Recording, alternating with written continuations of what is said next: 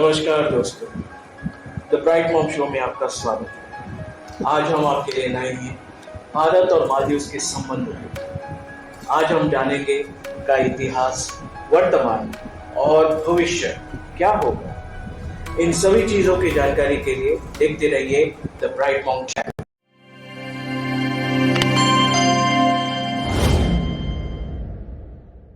मालदीव एक छोटा सा देश और हमारा पड़ोसी भी।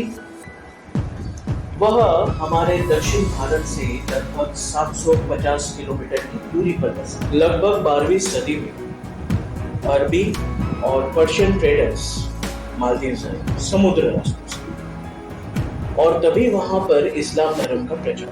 16वीं सदी के मध्य भाग में मालदीव कॉलोनियल पावर्स के प्रभाव में 1965 में ब्रिटिश राज ने मालदीव को आजाद कर दिया। Maldives United Nations, nation of Commonwealth और OIC का मेंबर। तो जिन लोगों को मालूम नहीं OIC क्या है, तो OIC एक ऐसा ऑर्गेनाइजेशन है जहां दुनिया के 57 इस्लाम धर्म को मानने वाले देश एकत्रित होकर काम करते हैं। अब तक तो हमने मालदीव का इतिहास जाना, अब हम जानेंगे कि भारत और मालदीव के संबंध आगे कैसे बन रहे हैं। मालदीव और भारत के बीच संबंध हमेशा से मजबूत, ऐतिहासिक और सांस्कृतिक रहे। जनवरी 2024 में मालदीव के कुछ नासमझ कैबिनेट मंत्रियों द्वारा भारत और प्राइम मिनिस्टर श्री नरेंद्र मोदी जी के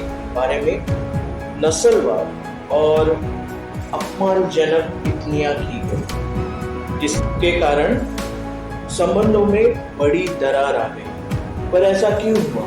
क्या ये कोई गैर जिम्मेदार कैबिनेट मंत्रियों की शरारत थी, या ये इंटरनेशनल लेवल पर की गई कोई साजिश थी? यहाँ हमें समझने पड़ेंगे इन 3 चीजें। यहाँ आता है point number 1, Maldivian election and the rise of moves. Point number 2, diplomatic changes post election. यहाँ हमें चाइनीज प्रोपोगेंडा किस तरह फैलाया गया, किस तरीके से अपनाया गया, इसके बारे में हमें जानना है। और पॉइंट नंबर 3 जो है टर्किश इन्वॉल्व। जब भारत के प्रधानमंत्री श्री नरेंद्र मोदी जी लक्षद्वीप के दौर पर थे, तभी उनकी कुछ नायाब तस्वीरें सोशल मीडिया पर वायरल हुई। तभी मालदीव के कुछ अनुभवहीन कैबिनेट मिनिस्टरों द्वारा, जो 2 महिला और 2 पुरुष के थे, उन्होंने अपमानजनक टिप्पणियां, गलत भाषा का इस्तेमाल करके, ना कि सिर्फ प्राइम मिनिस्टर नरेंद्र मोदी जी बल्कि भारत के प्रति अपमानजनक था। इससे एक बात तो समझ में आती है, भारत के प्रति इनकी घृणास्पद मानसिकता पनप है। दोस्तों, जब हम मालदीव के इलेक्शंस पर नजर रखते हैं, तब हमें नजर आता है वहां चल रही इंडिया आउट की कैंपेन। उससे तस्वीर पूर्ण रूप से साफ हो जाती है। मुइज़ू और उनके कैबिनेट भारत के प्रति अविश्वास को मालदीव के लोगों में पुरजोर से हवा देने में पूरी तरह सफल हुए। प्रेसिडेंट मुइज़ू ऐसा क्यों कर रहे हैं? क्या ये कोई साजिश है? जब हम ध्यान देते हैं तो हमें समझ आता है कि मुइज़ू अपना और मालदीव का भविष्य चाइनीज एजेंडा के तहत बढ़ाना चाहते हैं। ये एक फैक्ट है कि जब भी मालदीव में कोई नया प्रेसिडेंट चुना जाता है, वो सबसे पहले भारत सरकार को विजिट करता है। पर मुइज़ू ने इस परंपरा को तोड़ा।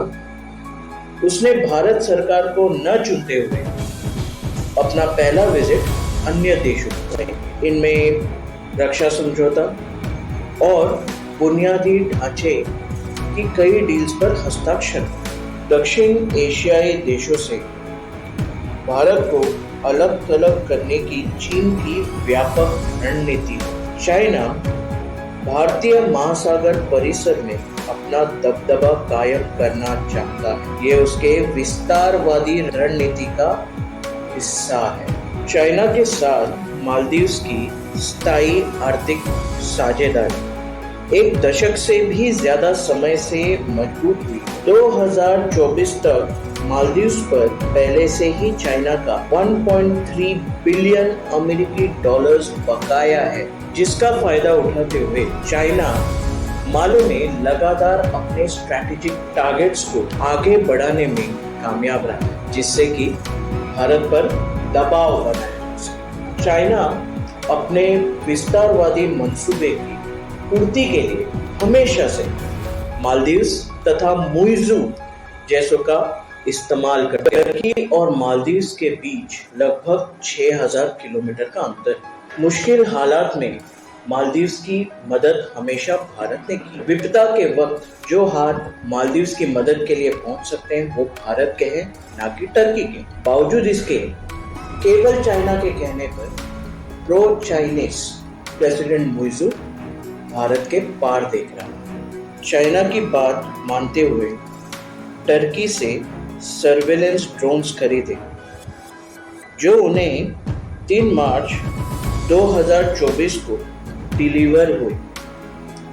मालदीव ने यहाँ ड्रोन्स अपने विशाल इकोनॉमिक ड्रोन्स की रक्षा या निगरानी करने के लिए उपयोग किया। टर्की और भारत के बीच बनती नहीं। टर्की हमेशा से भारत के विरोध में और पाकिस्तान के समर्थन में कश्मीर मुद्दे पर यूएन में सपोर्ट करता। जब टर्की में भयंकर भूकंप आया तब भारत ने न कि सिर्फ उसकी मदद की एड के द्वारा, बल्कि अपनी एक टीम ऑफ डॉक्टर्स तुरंत टर्की के लिए रवाना की। भारत ऐसा पहला देश था जिसने टर्की की मदद की। भारत साइप्रस को सॉवरेन कंट्री मानता है, इससे टर्की नाखुश है। इसी वजह से टर्की भारतीय महासागर में अपने नेवल जहाज को लाकर अपनी उपस्थिति से भारत को उकसाना चाहता है। तो अब तक ये 3 कारण थे जिसके वजह से हमें समझ आता है कि कैसे ये 3 कारण ने कंट्रीब्यूट किया भारत और मालदीव्स के बीच के संबंध में खटास पैदा। भारत 1965 में मालदीव्स के स्वतंत्रता के बाद उसे मान्यता देने वाले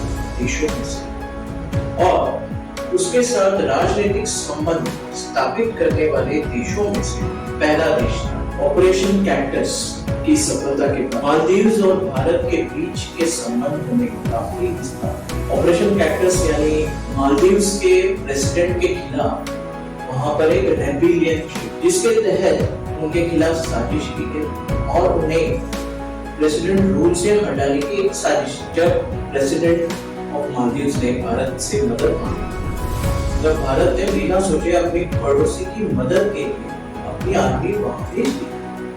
आर्मी ने मालदीव्स के रिबेलियन को खत्म कर दिया, मालदीव्स को फिर से एक सॉवरेन कंट्री के हिसाब से स्थापित कर दिया। 26 दिसंबर 2004 को मालदीव्स में आई सुनामी के बाद भारत मालदीव्स को राहत और सहायता पहुंचाने वाला पहला देश था। भारत ने मालदीव्स में कई बुनियादी ढांचे, स्वास्थ्य, दूरसंचार और व्यापक आर्थिक मदद की है।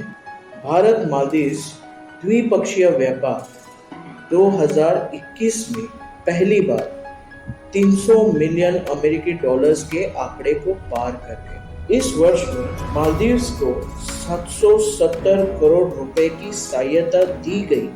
इससे एक बात तो साफ है, भारत एक शक्तिशाली और जिम्मेदार देश है जिसने कभी मालदीव्स का विश्वासघात नहीं किया। हालांकि मालदीव्स चाइना के इन्फ्लुएंस अपनी राह से भटक गए। चाइना जिस भी देश में अपने पैर जमाता है उस देश में मुश्किलें आ जाती। यहाँ तक कि ऐसे कई सारे एग्जाम्पल्स हमारे सामने हैं जिसमें चाइना के साथ जुड़े कई देशों को मुश्किलों का सामना करना पड़ रहा है। मालदीव्स उन कई देशों में से एक देश हो सकता है।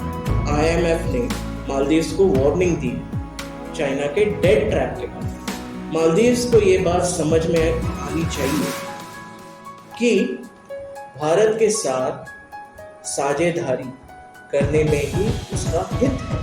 अब ये तो तय मालदीव ही करेगा कि उसे क्या चाहिए, अंधकार या अपना उज्जवल भविष्य। दोस्तों, वीडियो के बारे में आपकी क्या राय है हमें कमेंट सेक्शन में जरूर बताएं। इस वीडियो को लाइक करें, शेयर करें और हमारे चैनल को सब्सक्राइब करें। बेल आइकन जरूर दबाएं ताकि हर नई वीडियो की नोटिफिकेशन आपको जल्द ही मिल सके। धन्यवाद।